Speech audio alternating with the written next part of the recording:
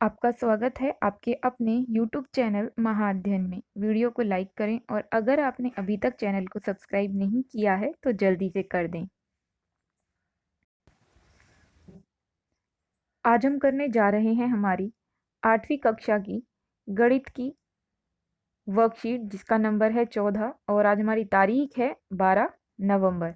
तो चलो देखते हैं आज क्या खास चीज़ें हम सीखने जा रहे हैं। आज हम सीखेंगे वर्ग और वर्गमूल। तो क्या होता है ये वर्ग और वर्गमूल? अगर आप इस चित्र को देखें तो सबसे ऊपर है एक और उसके नीचे एक जैसे चार डिब्बे हैं और उसके नीचे तीन। अगर आप ध्यान से देखें, जहां दूसरे नंबर पर चार डिब्बे रखे हैं पीले रंग में, आप किसी भी तरफ से उसे गिनेंगे तो वो चार बैठेंगे, बराबर बराबर होंगे। दो दो गिनकर देख लीजिए, इस तरफ से गिनेंगे तो भी दो और इस तरफ से गिनेंगे तो भी दो, इस तरफ से भी दो और इस तरफ से भी दो। बिल्कुल इसी तरीके से तीन भी है, इधर से भी तीन, ये ऐसे भी तीन, ऐसे भी तीन और ऐसे भी ये तीन ही हैं। और इसी तरह से सभी लाइनें हैं, चार चार चार चार, चार चार चार और ये भी चार। इसी तरह से पाँच पाँच पाँच पाँच पाँच और इस तरफ से भी ये पाँच ही हैं। तो अगर हम ठीक से देखें और इन्हें गिने, अगर हम इन्हें गिनना शुरू करेंगे तो आप देखेंगे कि इनकी संख्या जो है चार, दो और दो को गुणा करने पर बनी है या दो को दो बार जमा करने पर बनी है, तीन को तीन बार और चार को चार बार और पाँच को पाँच बार। तो अगर हम बहुत आसान तरीके से कहें कि ये एक गुणा एक है तो वो बिल्कुल सही होगा। बिल्कुल इसी तरीके से अगर हम ये कहते हैं कि ये दो गुणा दो है तो ये भी ठीक है, क्योंकि गिनकर देख लीजिए चार। ये तीन गुणा तीन है यानी कि नौ, चार गुणा चार 16 और पाँच गुणा पाँच 25। अगर हम और ध्यान दें इस बात पर तो एक, दो, तीन, चार, पाँच ये हमारी गिनती है और उसको उसी से गुणा किया गया है। एक को एक से, दो को दो से, तीन को तीन से, चार को चार से और पाँच को पाँच से। तो एक ही संख्या दो बार आ रही है, एक दो बार आ रहा है, इसीलिए हमने एक को दो बार लिखा है। तो इसे हम लिख सकते हैं एक का स्क्वायर यानी कि एक का वर्ग। दो दो बार है तो हम उसे लिख सकते हैं दो का वर्ग। तीन दो बार है तो तीन का वर्ग। चार भी दो बार है तो चार का वर्ग। दो बार है तो इसीलिए इसके ऊपर की तरफ हम छोटा सा दो लिखते हैं।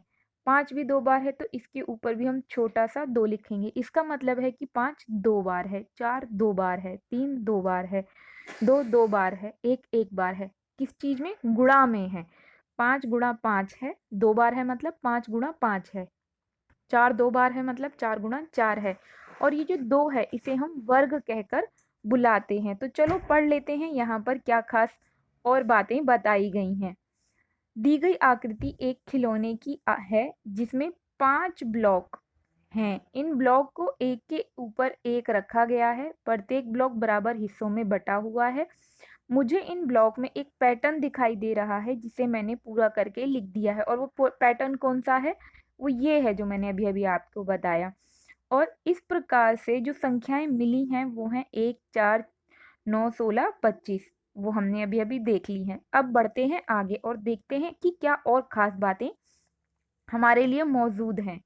अब अगर हम इस टेबल को देखें जो हमारे सामने मौजूद है तो आप देखेंगे सबसे पहले है वर्ग संख्या यानी कि एक। उसका विस्तारित रूप अगर उसे फैलाकर लिख दें, अगर लिख तो वो होगा एक गुणा एक। और उसे घात के रूप में लिखने के लिए कहा जाए तो अगर आपको कहा जाए एक वर्ग को घात के रूप में लिखिए तो कैसे लिखेंगे? एक के ऊपर की तरफ छोटा सा दो लिखेंगे जिसे हम पढ़ते हैं एक की दो, एक की घात दो, ऐसे पढ़ते हैं इसे। उसके बाद वर्ग का क्षेत्रफल एक वर्ग इकाई। अगर आपने क्षेत्रफल निकाला होता है तो कैसे लिखेंगे उसे? एक वर्ग इकाई। मतलब अगर आपका एक स्क्वायर आया है यानी कि एक की घात दो आया है तो उसे हम एक वर्ग इकाई बोलते हैं। अब फिर से इसी तरह से देख लेते हैं। वर्ग की संख्या क्या है? चार है। एक में तो सब कुछ एक ही था तो हो सकता है समझने में थोड़ी सी दिक्कत हो। अब बाकी संख्याओं पर देखते हैं। वर्ग संख्या कितनी निकली हमारी? 4 निकली। तो उसका विस्तारित रूप क्या है? 4 कैसे निकला? 2 गुणा 2 को करने पर 4 निकला। तो 2 गुणा 2 को घात रूप में कैसे लिखेंगे? घात रूप में लिखते हैं 2 के ऊपर 2, यानी कि 2 की घात 2। और इसका क्षेत्रफल क्या होगा? 4 वर्ग इकाई। ऐसे ही वर्ग संख्या क्या है? वर्ग संख्या है 9, और वर्ग संख्या 9 को विस्तृत रूप में कैसे लिखेंगे? तो उसे लिखेंगे 3 गुणा 3, क्योंकि 3 तिया 9 होता है, और 3 2 बार है तो घात के रूप में लिखते हैं 3 की घात 2। ये जो ऊपर हमने 2 लिखा है इसे घात है ये कभी कभी आपको आगे पढ़ेंगे तो 3 भी दिखाई देगी, 3 की घात 3 भी दिख सकती है, 3 की घात 4 भी दिख सकती है, और ये आपको सभी अंकों के मामले में दिखाई देगा। लेकिन वो वर्ग नहीं होते, वो अलग होते हैं। वर्ग केवल तब मानते हैं हम जब वो 2 लिखा हो, जैसे यहाँ पर लिखा हुआ है। यहाँ पर क्योंकि 1 के ऊपर 2 है इसलिए 1 वर्ग है, 2 वर्ग है, 3 वर्ग है, 4 वर्ग है। तो ये सभी वर्ग के रूप में हमने यहाँ पर लिखी है। तो 4 वर्ग संख्या से क्या बनता है? 16 बनता है, क्योंकि इसका असली मतलब क्या होता है? इसका मतलब होता है 4 गुणा 4, और ये हो गया क्षेत्रफल की दृष्टि से 16 वर्ग इकाई। इसी तरह से 5 की घात 2 लिखी है, तो इसका मतलब है 25। क्यों? क्योंकि इसका विस्तृत रूप है 5 गुणा 5, 5 को 5 से ही गुणा किया गया है, 25 आ गया, और इसका क्षेत्रफल हो गया 25 वर्ग इकाई। तो इस तरीके से आपको समझ में आ गया होगा कि अगर आपसे कहा जाता है कि 2 का वर्ग लिखो, 2 का वर्ग संख्या लिखो, तो 2 का वर्ग संख्या कितनी होगी? 2 गुणा 2 करके आप 4 लिख देंगे। अगर आपसे कहा जाता है 2 की घात 2 लिखिए, तो आप 2 के ऊपर छोटा वाला 2 लिखेंगे, ऊपर की तरफ 2 लिखते हैं जो कि घात कहलाता है। ऊपर के लिए किसी भी संख्या के ऊपर की तरफ लिखी गई छोटी सी संख्या वो घात होती है।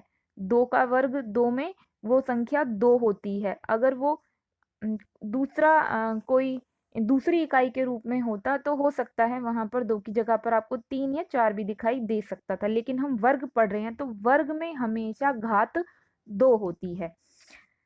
तो अब मैं उम्मीद करती हूँ आपको बात समझ में आई होगी। अब बढ़ते हैं आगे की तरफ कि किसे क्या बोलते हैं, ये आप समझ गए होंगे। अब हमें एक चित्र दिया गया है और उसमें हमें कहा है कि उपरोक्त संख्या, जो अभी अभी संख्याएं हमने निकाली थी उसमें आपने देखा था हमने निकाली थी 1 4 9 16 25, और अब ये हमसे कह रहे हैं कि विशेष प्रकार की संख्याएं जो वर्ग का क्षेत्रफल निकालने से प्राप्त होती हैं, इसलिए हम इन्हें पूर्ण वर्ग संख्याएं भी कहते हैं। तो इन्होंने वर्ग का क्षेत्रफल निकालने वाली बात कही है, मैं इसे आपको थोड़ा और बता देती हूँ। एक वर्ग क्या होता है? अगर क्षेत्रफल की बात करें, उसकी ये वाली भुजा और ये वाली भुजा दोनों बराबर होती हैं, ये चाहे छोटा हो चाहे ये बड़ा हो। वर्ग जो है इस तरह का होता है जिसकी दोनों तरफ की भुजाएं बराबर होंगी। ये ये मतलब चारों भुजाएं बराबर होती हैं, दो भी नहीं, उसकी सारी भुजाएं बराबर होती हैं, और उसका हम क्षेत्रफल निकालते हैं। इसके बीच क्षेत्रफल क्या होता है? इसके बीच का एरिया, कि इसने कितनी पूरी जगह घेरी है। तो ये वर्ग होता है जिसकी सभी भुजाएं बराबर होती हैं। तो अगर दो वर्ग निकालें, यानी कि अगर ये और ये, अगर कोई हमें वर्ग दिया गया है, जैसे मान के चलिए हमें कोई वर्ग दे दिया गया जिसकी भुजा 2 सेंटीमीटर थी, तो क्षेत्रफल कैसे निकलेगा? 2 गुणा 2 कर देंगे तो क्षेत्रफल हमारा 4 वर्ग, अभी हमने पढ़ा था क्षेत्रफल निकलता है तो हम कैसे लिखते हैं? 4 वर्ग इकाई करके उसको लिख देंगे हम, तो वो उसका आंसर होगा। अगर इस तरह से एक डिब्बा हो और आपके पास दो, एक भी भुजा बता दी तो इसका मतलब सभी भुजाएं आपको पता है, सारी भुजाएं बताने की जरूरत नहीं है। आपको सिर्फ एक भुजा बता दी जाती है तो उतना ही काफी होता है। मानकर चलिए एक ऐसे वर्ग दिया हो और आपको कहा जाए कि ये वर्ग है और इसकी एक भुजा 3 है, तो क्योंकि कह दिया कि वर्ग है तो इसका मतलब आपको खुद समझना होगा कि इसकी सारी भुजाएं एक बराबर हैं, सभी 3 हैं, और उसका क्षेत्रफल का फॉर्मूला आप लगा देंगे 3 गुणा 3, तो उत्तर आ जाएगा 9 वर्ग इकाई। तो ये बहुत ही काम की बात है। एक तरीके से अगर हम कहें किसी चीज का वर्ग निकालना, क्षेत्रफल निकालना हम बहुत आसानी से इसके द्वारा सीख सकते हैं। लेकिन अभी हमें सीखने के लिए और भी कुछ बाकी है। चलो फटाफट आगे बढ़ते हैं। इन्होंने हमें बोला इसलिए हम इन्हें पूर्ण वर्ग संख्या कहते हैं। जो हमें वर्ग का क्षेत्रफल निकालने से प्राप्त हुई हैं, इसीलिए हमें पूर्ण वर्ग संख्या कहते हैं। और मैंने अभी भी आपको बताया ना बॉक्स का किस तरीके से हमने क्षेत्रफल निकाला, क्योंकि उसकी भुजाएं सारी बराबर होती हैं। ये बस वही लिखा हुआ है यहाँ पर। अब इन्होंने एक और बात कही है हमसे कि 1 से 100 के बीच में पूर्ण वर्ग संख्याएं कहाँ पर, ये जो बॉक्स है इसमें ये इन्होंने अधूरा छोड़ा है और इनका कहना ये है कि इसे हमें पूरा करके लिखना है। और साथ में एक और प्रयास करने के लिए इन्होंने हमें कहा है, और इन्होंने हमसे कहा है पूर्ण वर्ग संख्या बतानी है 40 और 50 के बीच में, 60 और 70 के बीच में। तो चलो ये भी हम कर लेते हैं। सबसे पहले हम निकालेंगे वर्ग संख्या जो इन्होंने हमें कही थी। तो 6 का वर्ग निकालना है। अगर हमें 6 का वर्ग निकालना है तो इसका मतलब क्या हुआ, इसका मतलब हुआ कि 6 का वर्ग यानी 6 गुणा 6 है, और 6 गुणा 6 कितना होगा 36, जो हमने यहाँ पर लिख दिया। फिर हमारे पास 7 है, इसका मतलब है हमारे पास है 7 का स्क्वायर यानी कि 7 का वर्ग, जिसका मतलब है 7 गुणा 7 यानी कि 49। बिल्कुल इसी तरीके से अगर हम आगे बढ़ेंगे तो हमारे पास 8 का वर्ग क्या निकलेगा, 8 गुणा 8 64, 9 गुणा 9 81, 10 गुणा 10 100। तो ये क्या निकली, ये सभी जो हमसे कहा गया था सभी पूर्ण वर्ग संख्याएं निकालिए, हमने निकाल दी।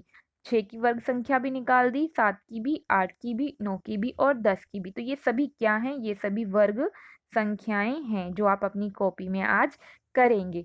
उसके बाद साथ में इन्होंने हमसे ये भी कहा था कि इसे पूरा करने की कोशिश कीजिए। इन्होंने कहा है हमें वो संख्या बतानी है जो पूर्ण वर्ग है, और पूर्ण वर्ग संख्या जो हमें अभी बतानी है, अगर आप ध्यान से इसे देखेंगे तो यहाँ पे हमें कहा है कि 40 और 50 के बीच में कौन सी पूर्ण वर्ग संख्या आती है, और 60 और 70 के बीच में कौन सी आती है।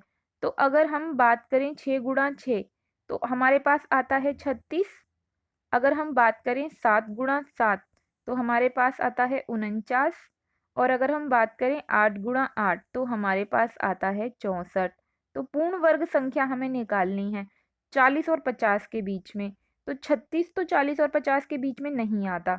फिर दूसरी संख्या 7 है भाई, 6 के बाद 7 आता है, 7 के बाद 8 आता है, अगर सीक्वेंस संख्याओं का देखें तो 6 का वर्ग तो 36 होता है, 7 का वर्ग 49 होता है, 8 का वर्ग 64 होता है। तो 40 और 50 के बीच में कौन सा वर्ग आ रहा है, कौन सी संख्या आ रही है, तो वो आ रही है 7 का वर्ग 49। तो आप यहाँ लिख सकते हैं कि 7 का वर्ग 49, 7 का वर्ग 49, ऐसे करके आप इसका उत्तर लिख देंगे। 7 का वर्ग 49 पूर्ण वर्ग संख्या है इसके बीच में। उसके बाद दूसरा हमसे इसी तरह से पूछा है 60 और 70 का, जो मैंने अभी अभी आपको बताया ही था, करके दिखाया ना, 6 गुणा 6 करके दिखाया, 7 गुणा 7, और फिर इसी तरह से 8 गुणा 8, और फिर 9 गुणा 9 81 हो गया। तो आपको पता ही है कि अगर हम इसे ठीक से जब देख रहे हैं तो 49 तो छोटा है, 7 का वर्ग तो छोटा हो गया जो 60 और 70 के बीच में नहीं आता, तो 64 आता है, और फिर इसके बाद 9 का वर्ग 81 वो भी इससे बड़ा हो गया। तो यहाँ पर सही संख्या कौन सी बैठेगी, यहाँ पर सही संख्या बैठेगी 8 का वर्ग। तो आप यहाँ पर लिख दीजिए 8 का वर्ग बराबर 64। यहाँ पर वो संख्या है जो हमें अभी चाहिए थी। अब बढ़ते हैं आगे की ओर। आज जो कुछ भी हमने सीखा उसके बारे में अभी हमें और क्या बताया गया है, क्या 1 और 4, 4 और 9, 9 और 16 आदि के बीच कोई पूर्ण वर्ग संख्या है। तो अगर हम ध्यान से देखें 1 और 4 के बीच में कोई भी पूर्ण वर्ग संख्या नहीं है। क्यों नहीं है, क्योंकि अभी अभी हमने देखा था, जहाँ हमने अभी ये बनाया था, इन्होंने बोला 1 और 4 के बीच में, यहाँ पर ये भी इसे पूरा कर लीजिए, ये भी पूरा नहीं किया गया है। 3 तिया 9, 4 चौक 16, आप इसे भी पूरा करके लिखिएगा, इसे भी अधूरा मत छोड़िए, पूरा करके लिखिए। तो इन्होंने कहा 1 और 4 के बीच में, 4 और 9 के बीच में, 16 और 25 के बीच में कोई दूसरी वर्ग संख्या है, तो कोई भी नहीं है, क्योंकि 1 के बाद 2 आई, 2 के बाद 3 आई, 3 के बाद 4 आई। तो 3 और 4 के बीच में कोई दूसरी संख्या नहीं है, 2 और 3 के बीच में भी कोई पूर्ण वर्ग संख्या नहीं है, और 1 और 2 के बीच में भी कोई पूर्ण वर्ग संख्या नहीं है। क्यों नहीं है? क्योंकि 1 से 4 भई इन दोनों के मामले में अगर देखें हम, इन दोनों के मामले में जब आप ठीक से देखेंगे तो 1 से 4 के बीच में जो संख्या आती है वो आती है 1, 2, 3 और ये 4। भई ये 1 से 4 लिखा है तो 2 भी पूर्ण वर्ग संख्या नहीं है और 3 भी नहीं है, क्योंकि ये किसी चीज़ को गुणा करने पर आएगी तो 2 आएगा 1 गुणा 2 करने पे, 3 आएगा 1 गुणा 3 करने पे। अब लेकिन 1 और 3 एक जैसी संख्या नहीं है, जब एक जैसी संख्या होगी तभी तो वर्ग संख्या बनेगी, तो ये वर्ग संख्या नहीं है। बिल्कुल इसी तरीके से 3 और 4 के बीच में भी अगर हम इसी प्रक्रिया को देखें कि यहाँ पर 9 4 और 9 के बीच में संख्या कौन-कौन सी आती है? 4 के बाद आता है 5, 5 के बाद आता है 6, 6 के बाद 7 के बाद 8 के बाद 9। तो इसी तरह से 5 तो 2 4 आएगा 2 गुणा 2 करने पर, 5 आएगा 5 गुणा 1 करने पर, 6 आएगा 2 गुणा 3 करने पर। इसी तरह से जितनी भी संख्या आ रही है, इसमें से एक भी संख्या ऐसी नहीं है जो अपने जैसी संख्या को गुणा करके आए। सभी संख्याएँ अलग-अलग, सिर्फ़ ये 4 और 3 गुणा 3 9 इनके बीच में कोई भी दूसरी वर्ग संख्या नहीं निकली, क्योंकि किसी की भी गुणा अलग-अलग संख्या से हो रही है, एक जैसी संख्या से नहीं हो रही। इसलिए अगर हम ये कहें कि 1 4 4 9 9 16 के बीच में कोई भी पूर्ण वर्ग संख्या नहीं है, तो ये बात बिल्कुल सही होगी और यही हमें नीचे समझाया गया है। हमने समझा कि संख्या अपनी जैसी संख्या से गुणा करने पर प्राप्त होती है। वर्ग संख्या हमेशा अपने जैसी संख्या से गुणा करने पर प्राप्त होती है। जैसे 2 दूनी 4 दोनों संख्या एक जैसी हैं, 2 और 2 एक जैसे हैं। अगर 6 निकालने की कोशिश करें तो वो 3 गुणा 2 होगा, जो एक जैसी नहीं है, अतः वह पूर्ण वर्ग संख्या नहीं है। तो ये हमें खास बातें बताई गई हैं हमारी वर्कशीट में। तो ये थी आज की हमारी प्यारी सी वर्कशीट, जो हमें बहुत सारी नॉलेज लेकर आई है हमारे लिए, और आज इसने हमें सिखाया वर्ग और वर्गमूल के बारे में हम और आगे सीखेंगे। तो आज हमने वर्ग निकालना सीख लिया है। अब फिर मिलते हैं ऐसी ही अच्छी सी प्यारी सी वर्कशीट के साथ। तब तक के लिए स्वस्थ रहें, खुश रहें, नमस्कार और धन्यवाद।